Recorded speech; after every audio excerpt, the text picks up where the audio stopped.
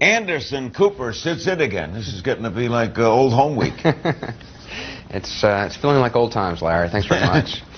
Have a good night. Good evening again. We have been poring over the early career of Senator Paul Wellstone, who died today in a plane crash along with his wife and daughter, 3 aides, and 2 pilots. Wellstone blazed into Capitol Hill, a liberal firebrand, straight off the beat-up 1960s school bus he campaigned in, at least in the figurative sense.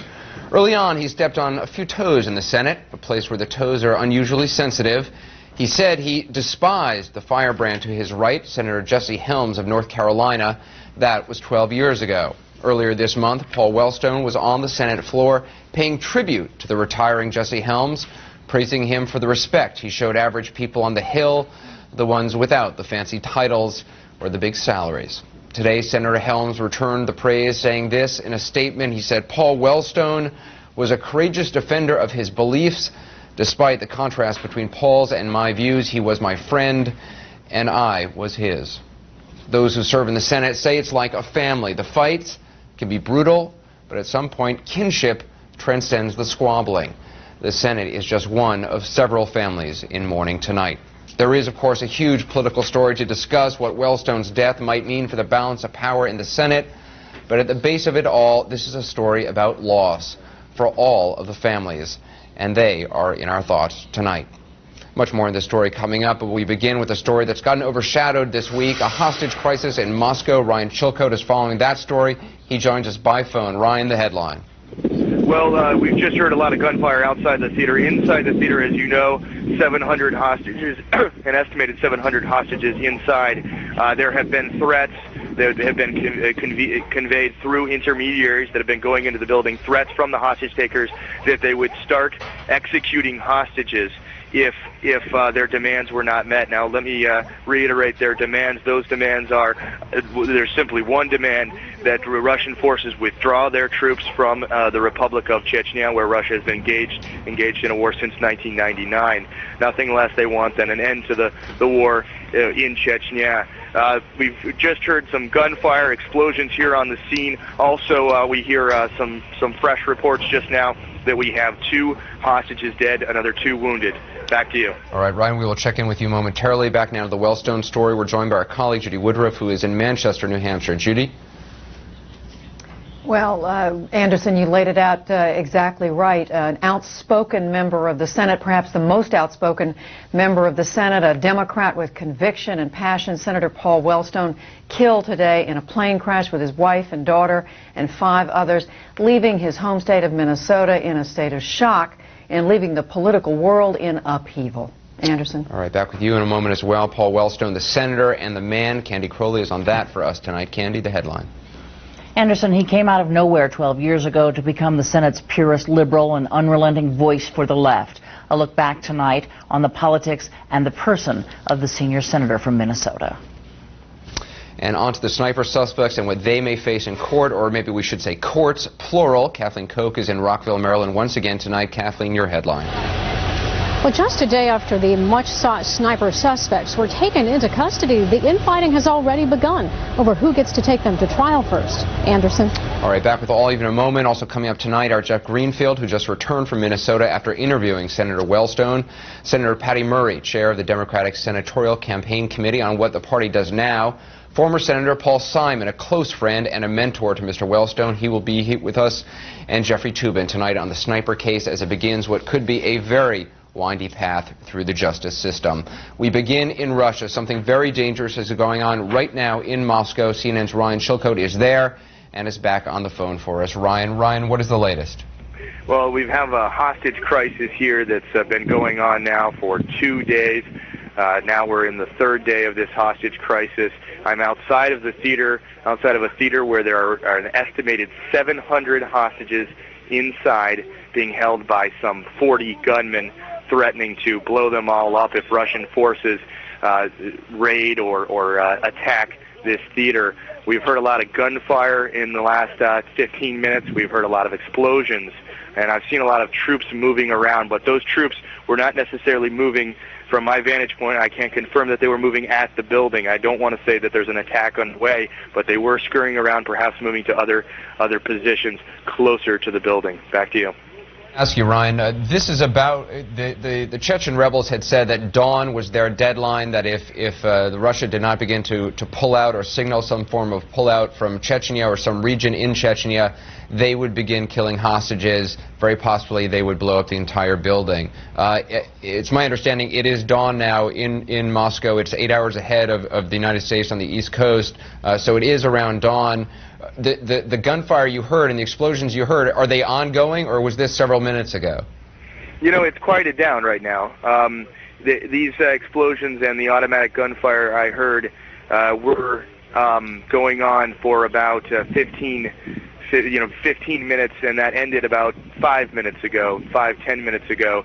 It doesn't sound like there's a huge gunfight underway. It doesn't sound like this building is being attacked right now, quite frankly, at this particular moment.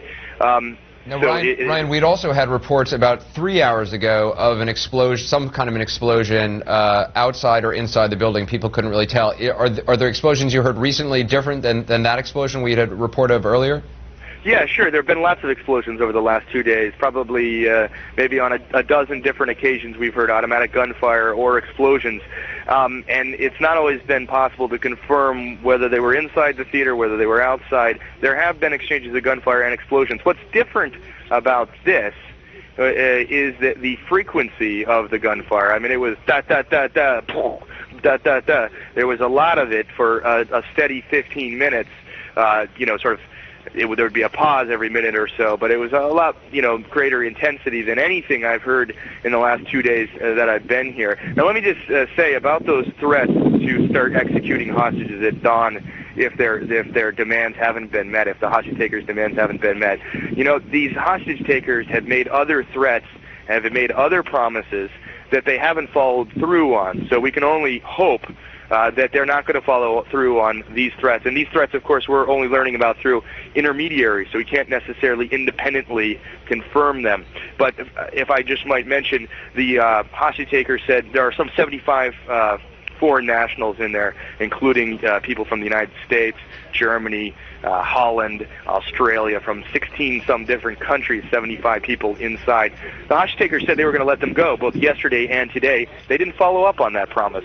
So perhaps this threat that we are learning about independently, or rather indirectly through the intermediaries, perhaps they're not going to follow through on this threat. We can only hope. That is certainly true. We can only hope at this hour. Ryan, I know you got to go. We appreciate you joining us, and we'll come back to you as the story warrants in the next hour. Thanks very much, Ryan Shilka, reporting from outside the theater in Moscow. Now, more on the death of Senator Wellstone, and for that, I turn things over to our own Judy Woodruff. Judy? Thanks, Anderson. I'm actually reporting tonight from Manchester, New Hampshire. We came to New Hampshire yesterday to cover a tight Senate race here. Things in the state of New Hampshire not very different from so many other states around the country at this time of the year, with the Senate literally, United States Senate literally hanging in the balance. You have candidates rushing from one campaign stop to another, trying to squeeze in as many activities as they can. Senator Paul Wellstone in Minnesota, no different. He was locked in a tight Senate race. But this morning, when he got up and got on a small plane with his wife, his daughter, 3 members of his staff, and the 2 pilots, it wasn't to go to a campaign stop. Our Bill Delaney picks up the story tonight from there. Senator Paul Wellstone's twin-engine, 11-seat A100 crashed in freezing rain and light snow. The plane was making an approach into the Evelyn airport when something happened to it and it went down.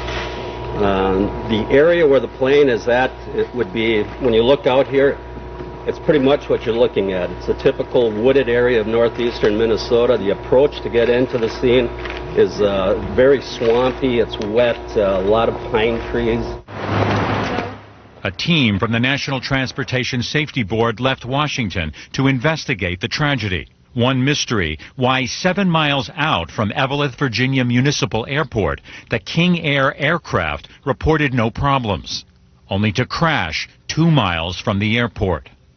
Besides the senator, a one-time college professor raised in Virginia, Sheila, his wife and close advisor, also lost. And the Wellstone's daughter, Marcia. 3 campaign staffers and 2 pilots died too. Wellstone leaves 2 sons, 6 grandchildren.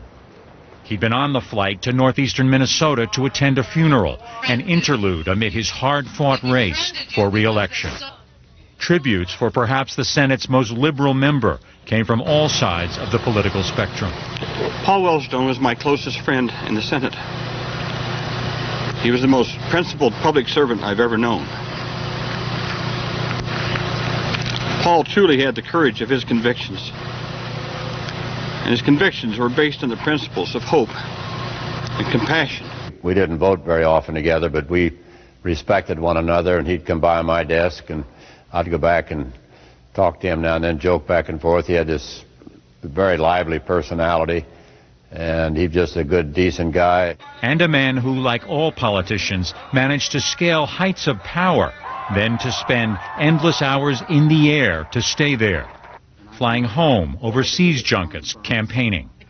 In October 2 years ago, Missouri Governor Mel Carnahan, running for Senate, crashed in bad weather. Running posthumously, he went on to win that seat. In April 1991, Senator John Heinz of Pennsylvania was killed when his plane crashed into a helicopter. In September 1983, Representative Larry McDonald of Georgia was shot down by a Russian MiG on board Korean Air Flight 007. And now, Paul Wellstone. Bill Delaney, CNN, Washington. In a few minutes, we will delve into the sometimes always interesting, often fascinating, and sometimes unlikely career of Paul Wellstone. We'll talk to friends and colleagues on both sides of the aisle. But first, let's consider the broader political implications, political and otherwise, of his passing. Let's turn to my colleague, Jonathan Karl, who tonight joins us from St. Paul, Minnesota. Jonathan? Well, Judy, I'm here on the steps of the State House, the Minnesota State House here in St. Paul, where just a little while ago there was a candlelight vigil. It's happened quite spontaneously tonight. Hundreds of people coming out, hundreds of Minnesotans, many Democrats, but not just Democrats, Republicans and independents as well, lighting a candle, singing songs, remembering Paul Wellstone. Here at the grounds, on the grounds of the state capitol, was also the very famous bus, that old bus, the old beat-up bus that Paul Wellstone used when he first ran for Senate back in 1990 and was a staple in all his campaigns. That was here as well. People left flowers and candles on the bus and remembered him. And they weren't just remembering Paul Wellstone here, Judy. Remember, there were 8 people, of course, who died on that plane. There were the 2 pilots. There were Wellstone's family, the 2 pilots, and also those 3 staffers. One of those staffers was Mary McAvoy, who was also the vice chairman of the Democratic Party here in Minnesota. And her daughter was here among those, lighting a candle and singing and remembering and crying and laughing and trying to deal with all this. Her daughter, Rebecca, who was a freshman in high school, and I spoke to her right after this vigil was over. Here's what she said. They actually let me hold a sign for my mom, and they were chanting Mary, and it just made me feel so special because everyone knew who she was and everyone liked her so much. And it just feels like she should be here right now because it's at a Wellstone thing, and she should be here and screaming Wellstone along with everyone else. So, Judy, as you can see, a very tough story here. Really, Democrats and everybody else in Minnesota in a state of shock, but they also were very well aware that they are 11 days away from an election, and this, as you know, was ground zero in the battle for control of the Senate. This was one of those half-dozen races that was the most hotly contested, and now Democrats are scrambling to figure out what comes next. And as you know, and as you've been reporting, one of the names that we're hearing a lot is Walter Mondale. And what I can tell you about Walter Mondale tonight, I know Patty Murray is going to be on the show later. I've been told by Democrats that Patty Murray, who is, of course, senator from Washington and the chairman of the Democratic Senatorial Campaign Committee, has been reaching out, trying to get a hold of Mr. Mondale tonight. We've also been told that labor leaders like John Sweeney of the AFL-CIO will be reaching out to Mr. Mondale over the next 12 hours, trying to ask him to jump in and to take Paul Wellstone's place on the ballot here in Minnesota. The Democrats have until Friday at 4 o'clock. That is their deadline. By Friday at 4 o'clock, they must decide who they are going to put on the ballot to replace Paul Wellstone. Judy? John Karl, thanks very much. I've been talking to some Democrats as well, all of whom agree that Walter Mondale if he agreed to do it, would be an immediately well-accepted choice. Senator Mondale, former Vice President Mondale, still being a very popular figure in the state of Minnesota. Thank you, John. Well, the praise for Paul Wellstone, as you've been hearing, is coming in from all quarters. And one line that we liked in particular came from someone, I guess you'd have to say is a leading voice in Minnesota, Garrison Keillor, Prairie Home Companion author. He said, quote, "He was delighted by disagreement." That's what Garrison Keillor said about Paul Wellstone, somebody you might enjoy arguing with at a dinner party or on the Senate floor, an old-school liberal out of political fashion these days. But as anyone will tell you, fashion was the last thing that motivated Paul Wellstone. He was all about conviction and about the passion of his beliefs. Here's Candy Crowley. And there'll be no education reform bill. He was a gregarious people person who cast many lonely votes. 99-1, 98-2. It's a good bet one of the dissenters was the senator from Minnesota. Senators voting in the negative: Murray and Wellstone. Paul Wellstone was intensely passionate, purely liberal.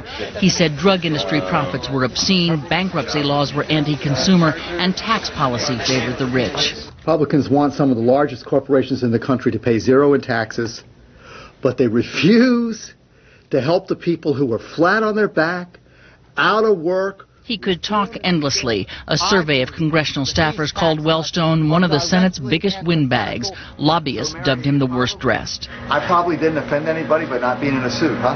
No. But Wellstone's uncompromising politics were softened by the playfulness of his character. We're going to win! That's right.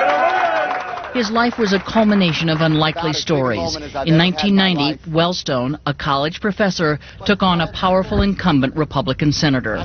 Wellstone had no money, an old green campaign bus, and quirky commercials. Unlike my opponent, I don't have $6 million, so I'm going to have to talk fast. This is my wife Sheila and our children. This is my house in Northville where I've lived for 21 years.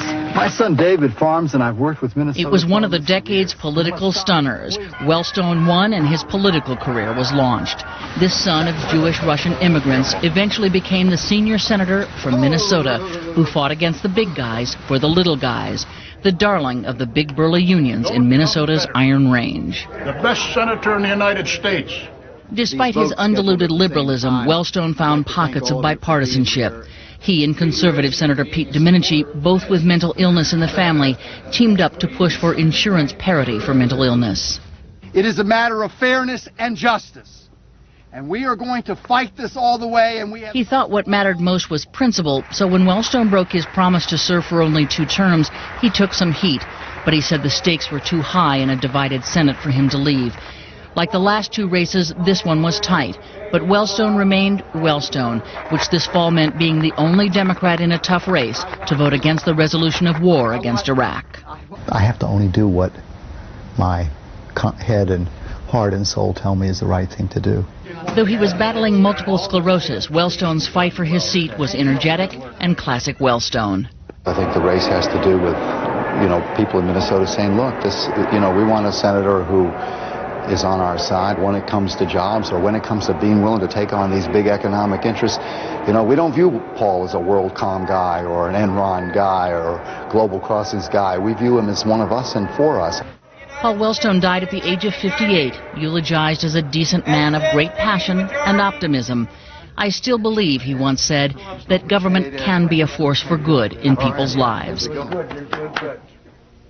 There are this evening so many tributes, and as usual, the simplest are the best, said Democratic Senate Leader Tom Daschle. Paul Wellstone was the soul of the Senate. Anderson? Thanks, Candy. It's actually Judy, and we want you to stay around for a little while because we're going to come back shortly with more on the life and the death of Paul Wellstone. Anderson will also be back a little later on the show with more on the charges against the 2 men who have now been accused of being the snipers in the Washington area. Newsnight continues.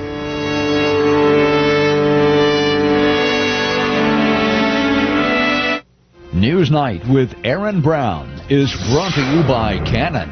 With thousands of products and one simple idea, giving people know-how. Canon know-how. And by UPS. What can Brown do for you?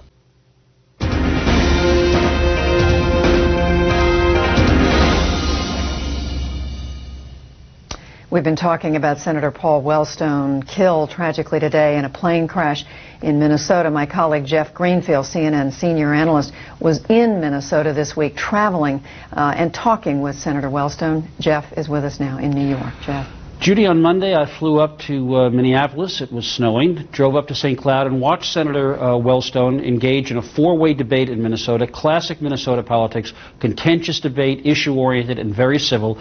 And when the debate was over, I followed him to a rally at St. Cloud, in St. Cloud, Minnesota, at a college. And then, in front of that famous bus you've been talking about, Senator Wellstone and I did a brief interview. And I want you to see a bit of it because it gives you a flavor of the kind of unpretentious, ask me whatever you want, I'll answer it kind of guy he was. Take a look. Yeah, I'm not 10 feet tall, but you make me feel 10 feet tall. Together we can win this race, and together we can win this race the right way, on the basis of our hopes and dreams and love for Minnesota. We'll win the race! Has there been a change in the emphasis that you bring to your job? I mean, has 12 years in Washington, I don't want to say exactly changed me, anything, but yeah, it has. Of course 12 years in Washington has changed me, but in this way and not this way. 12 years in Washington has changed me in that I learned after the first year, you need to know the rules and you need to know your leverage and you need to know how to do the work for people in Minnesota. Second of all, you push the envelope all the time, but every time you can get something done for Minnesota, you do it. And that's what I do. I love coming through for communities. Both Sheila and I love doing that. What hasn't changed is same values, same hopes, same dreams, and sometimes the same indignation. The use of force resolution you voted against, people have actually suggested, well, that actually is proof that you are who you are, even if most people disagree with you, and that you're not suffering from that politically. I don't actually to this day know ultimately how that vote what will happen, but I'll tell you this. I voted against the resolution. Everybody said it's over in Washington, and I didn't know, but I have no numbers like how many people for against, but I know this. People in Minnesota have been unbelievably gracious and respectful to me. People have been so respectful. They come up, and even when they don't agree, they have been so respectful about that vote. I am blessed. Sound like a real politician, but I am blessed to be a senator from Minnesota. Is there something about this state that puts you in the Senate? Well, this state is special. I will love people in Minnesota for the rest of my life for the opportunity they've given me, and I hope they'll give me the opportunity again to be a senator. But personally, I think I could be, with my looks, I could get elected in any state. I can't top that. All right. Thank you.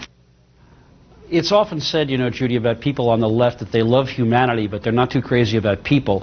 Nobody can say that about Paul Wellstone. He ran a campaign, and he was having the time of his life in his campaign. A close race, he was a few points ahead, but this was a hugger. This was a man who embraced friends, he embraced foes. He was on the campaign trail. He really exemplified what Hubert Humphrey once called in 1968 the politics of joy. That may not have been a good year to talk about that, but Wellstone brought joy to the campaign, and he made everybody have a good time, even the people who were going to vote against him. Judy? Indeed, Jeff. The word leprechaun came to mind when I saw him. I mean, he was, as we said today, small in stature, but a big heart full of joy. Candy Crowley is back with us now, as well as Jeff. You know, to Candy, you know, you consider what Paul Wellstone brought. There really is nobody even close to him in terms of his presence and just the package, if you will, in the Senate. And you covered the Senate, Candy. There isn't, because you have liberals, but there are not those as liberal. But you also have this great combination of a man who really was a liberal and a nice guy, what Jeff just alluded to. I mean, they liked a sense of humor. I mean, you know, you just sort of look at the people tonight at come on. I mean, Jesse Helms, who has nothing in common politically with Paul Wellstone other than their passion for their own separate beliefs, who said tonight, you know, Paul Wellstone was my friend, and, you know, I was his. So he was able to be a real people person and then cast, again, these really lonely votes. I mean, he hardly ever agreed, even with his own party, but he stood on principle. They respected him for that, and they really liked the guy. Jeff, is it really so rare that we find a politician with principle? I mean, we all seem to be remarking on that today and tonight. You raise a very good point, Judy. There's an echo of what a lot of us are saying about Paul Wellstone that's pretty damning about how we think of politics as usual. Look, Paul Wellstone, in the 2 Senate races, never got more than 50.5% of the vote. He won by 2 points in 1990. He won by more in 96 because there was a third-party candidate. If he'd won this time out, he probably would have gotten about 50%. So it's not as though he was beloved in a political sense. You know, a lot of people strongly disagree with him. But the answer to your question is, it is very rare to have a politician who votes the way he feels, who has no little voice in the back of his mind saying, what are they polling on this? And is a man who can earn the respect and affection and genuine affection of people who fundamentally disagree with him. You and I both know, all of us know, that there's one guy in the Senate whose name I won't mention, of whom it is said, a very smart guy, even his best friends can't stand him. There are a lot of politicians who survive on sheer willpower and tenacity, and they're smart, but boy, there is very cold steel in their eyes. Paul Wellstone was, in the Yiddish phrase, a mensch. He was a sweet, nice guy who had very strong beliefs, but he wasn't a hater. He wasn't a zealot. And I think that's why you're hearing this remarkable mourning from people who couldn't have agreed with him less. And Candy, I am struck that, as you pointed out, it's not just Democrats, it's not just moderate Republicans, it's Republicans all the way on the right who were calling CNN today, making sure that we knew that they cared about this man and that they are going to miss him. Sure, yeah, and he was, you know, the other thing, I mean, in talking about, is he so different from the other people up there? The thing about Paul Wellstone that made you really appreciate him as a journalist is he never stopped. I mean, the camera would go off and he would be on another subject that he was passionate about. He just, you know, he went on and on. I mean, that's what he liked to talk about in his private time. So he was, you know, he's also, as you know, that most of the time when you get a 15-second soundbite, it's about a half a sentence for most of the politicians. Paul Wellstone could get 12 ideas in 15 seconds. So, you know, he was great fun to cover. All right, well spoken. Candy Crowley, our political correspondent, Jeff Greenfield, our senior analyst in New York. We thank you both. We appreciate it. Coming up on Newsnight, before we go back to that terrible sniper case, we're going to remember Paul Wellstone with 2 of his former colleagues, Senator Patty Murray and retired Senator Paul Simon.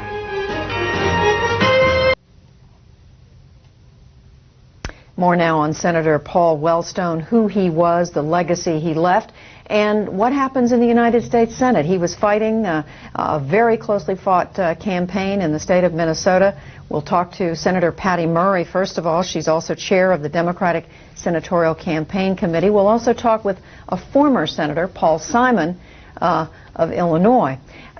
Senator Murray, to you first. You and I talked a little bit earlier today. Have you seen anything quite like this? We've seen the tributes pouring in from Democrats, from Republicans. It's pretty remarkable. Well, you know, Paul was so full of life, and he made everybody feel that they were important and that their voice was important. And I have seen him with individual people, empowering them, and I have seen him with crowds of 1,000, empowering the entire crowd to feel like they could make a difference. And I think that kind of life is hard to believe that it's gone. I think that's why it is just so difficult for all of us today. Former Senator Paul Simon, I should have said you're joining us from Carbondale, Illinois, near your home in Illinois. You yourself, known as a liberal Democrat, Senator Wellstone was unabashedly, proudly a liberal Democrat. Is that a breed that we just don't see much of anymore? But before I ask you that, what about Senator Wellstone himself? Well, he was one of the points that Jeff and others have made. He was fun to be with. Bob Dole mentioned that. But I think the 2 things that you really think about Paul Wellstone are, number 1, his compassion, and number 2, his courage. If there's one ingredient that government really needs, it's courage. And the other part of that question, we don't hear, it's almost as if liberal has become a dirty word in American politics. Does it take more courage to be liberal? Well, I think that many people who are liberal today don't use the tag, but if you ask them where they stand on health care for all Americans, they say we're for it. You know, go on the issues, and I think what some people call the liberal agenda actually is very much alive and still very much needed in the nation.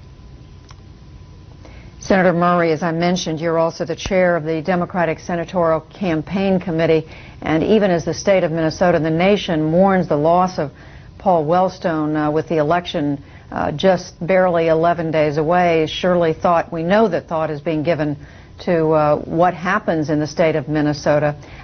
Can you tell us about any discussions you've had or any discussions you're aware of in terms of what happens to his name on the ballot? Well, I think all of us are really focused today on talking to Paul's staff, his family, the many, many people who support and love Paul, and to give him our condolences and our our thoughts and our prayers as we get through the next several days. And certainly we're very close to an election, and that's difficult for all of us to get over that hurdle and say, what do we do next? And that will be something that will have to occur in the next couple days, working with, of course, Paul's family in mind, as well as his supporters and the party in Minnesota. We can certainly understand that, given the fact that it was just today that the senator's plane went down. Senator Simon, the name of Fritz Mondale has come up. The two of you served in the Senate together. Any thought on whether Fritz Mondale, the speculation has been perhaps the party might turn to Walter Mondale? Any thought about whether he'd be willing to do this? I have no idea whether he'd be willing to do it or not, but he would be superb. He could move into the Senate and serve immediately, and certainly philosophically is of the same bent as Paul Wellstone. All right, we want to thank both former Senator Paul Simon and Senator Patty Murray. Thank you both for talking with us this evening. It's good to see you both. Thank you, Judy. We appreciate it. Thank you, Judy. And one other person we want to talk with tonight, and that is a reporter who spent yesterday covering Paul Wellstone, traveling around the state as he campaigned in this tight Senate race. He is Alan Elsner. He's a national correspondent for Reuters. He told one of the Newsnight's staff, he said, quote, "I never do TV interviews, but I'm doing this tonight to honor the memory of a nice guy." Alan Elsner, thank you for being with us. Talk about Senator Wellstone yesterday. What did he do yesterday? Well, it was a typical Wellstone day. It was this kind of joy of campaigning, as one of your previous guests mentioned. He was driving around. His first event was in Daddy-O's, which was a kind of cafe diner in Elk River. But they got there a little early, so he just dove into a Denny's and started shaking people's hands. And I was struck by the fact that, you know, nobody seemed that surprised to see the senior senator of their state kind of bobbing up in front of them. You know, everyone said, "Hi, Paul, how are you doing? You know, you've got my vote," or maybe not. But nobody said, "Oh, wow, it's Senator Wellstone." He just wasn't that kind of guy. Later, he went into a Barnes & Noble, completely unscripted, just, you know, off the cuff. Let's go in there, see who's hanging around. Talk to the people behind the coffee bar, talk to the people picking books. You know, it was the same kind of thing. He seemed to have a one-on-one relationship with everyone in the state of Minnesota, as far as I could see. He went into this campaign earlier this year. He was considered vulnerable, maybe the most vulnerable Democratic incumbent, and yet he fought his way to a place, I think, where a lot of people thought he had a good chance to hold on to the seat. What were his views when you talked to him yesterday about what his chances were?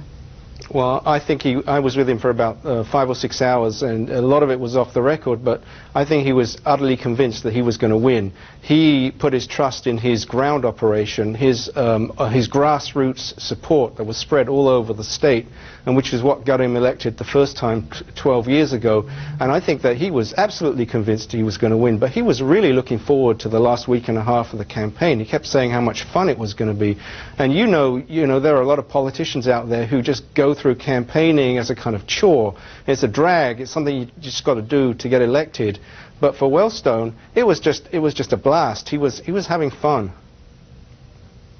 And he was and being received well. Alan Elsner, one other thing, his his career he was a professor for 21 years at Carleton College in Minnesota. He went from teaching to politics. Was there anything of the professor in what you saw? Well, you know, whenever I saw Paul Wellstone, I kind of left with a reading list.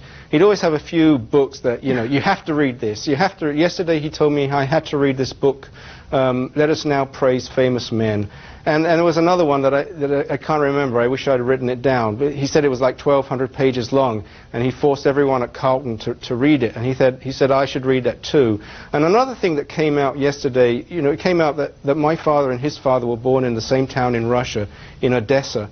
And that seemed to let loose a whole set of memories about his father. His father had wanted to be a writer and an essayist, and he'd almost made it.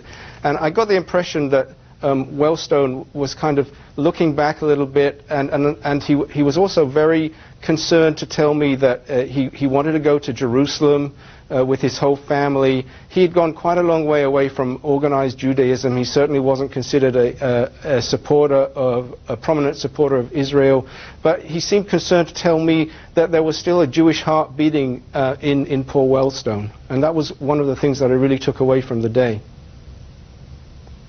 Alan Elsner, Reuters correspondent, who spent yesterday Paul Wellstone's last full day of campaigning. He spent the day with Senator Wellstone. Alan, thank you very much for talking with us. You're very welcome. We appreciate it. A little later on Newsnight, you'll hear some more about the early career of Paul Wellstone, but there was much more going on in the world today, and for that and more, let's go back to my colleague Anderson Cooper in New York. Anderson. Judy, thanks very much. Coming up next, we're going to have a look at the sniper case. The legal process begins against 2 suspects. We also are following a breaking story out of Moscow right now. Reuters is reporting that Russian special forces have entered the theater, where as many as 700 people are being held hostage by several dozen heavily armed Chechen rebels. The Reuters report also says that armored personnel carriers are seen going toward the theater, as are ambulances. 5 hostages, or people who are believed to be hostages, were seen leaving the theater, but no other information at this time as to casualties or the status of both the hostages and the rebels. Special forces have apparently entered the theater. Gunshots have been heard, and that is the latest from Moscow. We will bring you up to date if warranted. We'll have more news coming right back. And welcome back. You'll only need to remember the map of the sniper shootings to get an idea of just how complicated it'll be to figure out just who will bring these 2 suspects to justice. Add in the fact that another shooting has now come to light, one back in September in Alabama. And here's what you've got. 3 states, 7 counties, the District of Columbia, not to mention the federal government, all trying to stake a claim. Here's Kathleen Koch.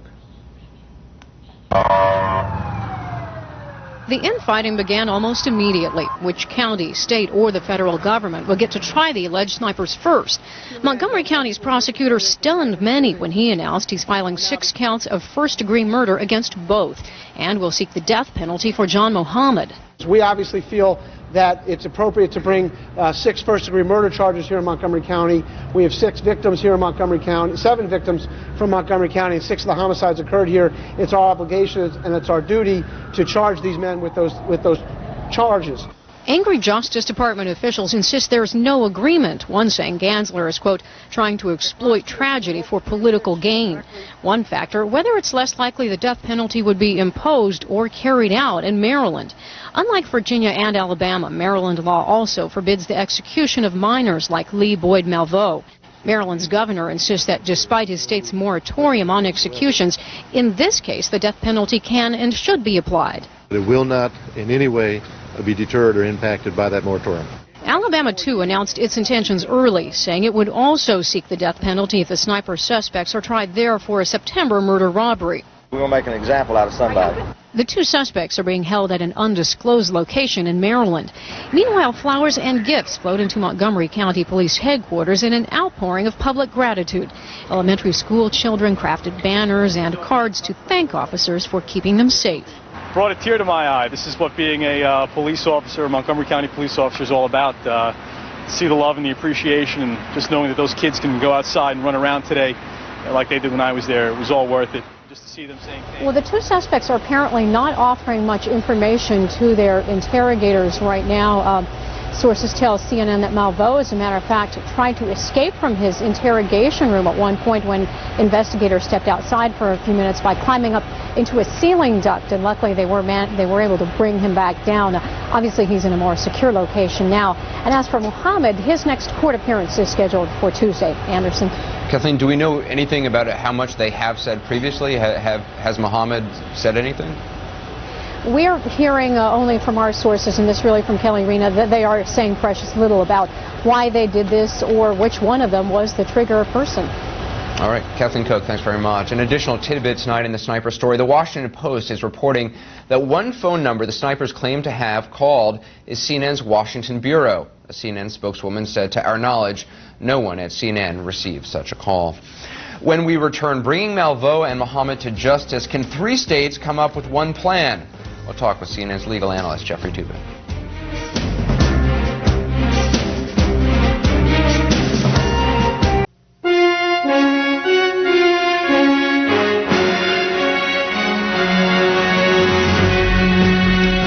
We continue now in the sniper case and the legal battles that have already begun. Legal analyst Jeffrey Toobin is here. Welcome, Jeffrey. Hey. So, you got 7 jurisdictions, District of Columbia, 3 different states, Alabama,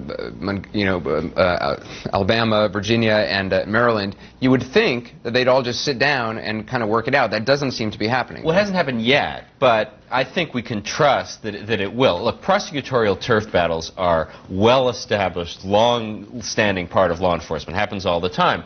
In a case this high profile, I don't think these prosecutors can really afford to look like they are grasping. It did not start out especially well today. Right, you have the Maryland state attorney coming forward and saying that they are going to be they're going to be obtaining arrest warrants on 6. And that's what after Alabama filed their case this morning, and the federal government is not happy. Everybody really needs to get into one room and say, look, this is what we're going to do. Let's behave like grown-ups. A source, FBI source said, or a federal source said to Kelly Arena, it's unfortunate the Maryland state attorney, is trying to exploit tragedy for political gain. I mean, is there any other explanation for what the Maryland state attorney was doing today? Well, I don't think that's necessarily entirely fair. I mean, look, these guys are under arrest. The charges have to be filed. They don't have to be filed today. They could have been filed Monday. So I don't think it's necessarily the wrong thing to do. But you really should, get everybody together and decide how to proceed in an orderly way so that you don't have stuff like this. I mean, these cases are simply too important to have this kind of bickering. And just because Maryland has come out and said they've obtained these arrest warrants, it doesn't mean that they're going to be the first to prosecute. No, by no means. I mean, there is no race to the courthouse. Just because you file your paper first doesn't mean you get the defendant in your courtroom first. Right. Let's talk death penalty. I mean, the drum beats on this thing are pretty extreme. I mean, the rhetoric, the level of rhetoric is kind of unheard of. You don't really have anyone saying that there shouldn't be the death penalty. It's all a question of who's going to be toughest. And who'll get it first. I mean, it's funny. We live in an era right now where support for the death penalty had actually been falling. We've had all these people on death row with DNA evidence been freed. There's a moratorium in Illinois as well as Maryland. The trend had been in that direction. But this crime was so horrible that everybody, it seems, is rushing to say, well, Maryland's just a bunch of wimps. They don't execute 17-year-olds. I mean, most countries in the world don't execute 17-year-olds. So I think people need to take a little bit of a deep breath. And this is going to be a long legal process. It certainly will. All right, that's one safe prediction. Thanks very much. Still ahead on Newsnight, a look back at the late Senator Paul Wellstone on a mission, the year 1990. As it turns out.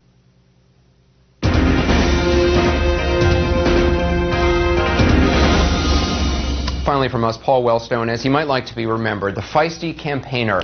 A look now at a campaign ad from back in 1990 that seems inspired by filmmaker Michael Moore and his hot pursuit of a GM executive in Roger and Me. Wellstone desperately seeking the incumbent at the time, the one he'd go on to beat in a surprise upset. Take a look. When I decided to run for Senate, there was one thing I was looking forward to. So as it turns out, were a lot of you. Well, I expect that there will be some debates. I'd love to see you debate with him. Well, I think there should be debates, yeah. Some people have more money than others to play with, and where if you debate, you're kind of standing there without money. Getting a hold of the person I had to debate, however, proved easier said than done. Is Rudy Boschwitz here?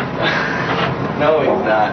You don't want me to go in? No, we don't like strangers walking around. First, I tried his campaign headquarters. Let me give you my home phone number, too, okay? Sure. I'll make sure that he gets this, and we'll get back to you. What do you think? Do you think we should have debates around the state? So that people can see. I'll get the message to him. What do you think? Glad to meet you. No, but about these debates. Thanks for coming down. Okay, Make sure he gets your message. all Thank right, you. I'll see you all. Nice car. Then I tried his office. Is he here? He is not here. He is returning from Milwaukee. No luck. I'll write my home phone, too. Sure. Is this your pen? I'm not sure. Probably not. Looks like a nice one. Well, I don't have a lot of money, so I'll keep this one for our campaign. That will be fine. I tried everything. I mean everything. Rudy Boschwitz here. No, not today. Did Rudy Boschwitz call? Did anybody get a call from him? No. Well, if he calls everybody, let me know. Hey, you guys? Okay, well, maybe I can find him somewhere then. Thank you very much. Okay, bye-bye. They say he's in the cities. I don't know where he is. He's not in Minneapolis. They say he's campaigning, then I go to St. Paul. They say he's in Milwaukee. Rest assured there will be debates on the key issues of this campaign. Look for upcoming dates and places. And in the meantime, if you see a silver-haired gentleman in a plaid shirt, mention I'm looking for him. Yes, information. Do you have the telephone number of a Rudy Boschwitz, please, in Plymouth? Before we go, we want to update you on the hostage crisis in Moscow. CNN's Ryan Chilcote is there and is back on the phone for us. Ryan? They're taping the... Okay. Ryan, go ahead. All right, well, I'm right here in front of the theater where a very dramatic hostage crisis situation is developing. This has been going on for the last 2 days. We have an estimated 700 hostages inside the building being held by some 40 gunmen. We understand that there's been, well, obviously I can tell you that I've seen quite a bit of movement outside the theater in the last while. Let me show you these APCs standing here behind me. Well, the APCs have actually moved up the road. Those troops you see there are from Russia's Interior Troops Division, from the elite Dzerzhinsky Division. I've seen them scurrying up the road. We've seen APCs moving towards that theater, and we've been hearing reports that from hostages that were fleeing the building that some of these troops might have actually been moving up in the direction of the building. And we also have reports that at least 2 hostages have been killed and 2 wounded in recent hours here. Fantastic. I hope he has a telephone with him. All right, Ryan Chilcote, thank you very much from Moscow. Obviously, it is a developing situation, and we will check back in with you as the evening progresses. Thanks very much, Ryan. Just to update you, Reuters is reporting that Special Forces troops from Russian Interior Ministry troops have actually moved into the theater. Ryan Chilcote reporting that he's seen a large number of APCs moving toward the theater. There's continued reports of gunfire. Ryan has heard a report of 2 hostages being killed. There is nothing else known at this time. That's about it for us here at Newsnight. Thanks very much for joining us. Good night.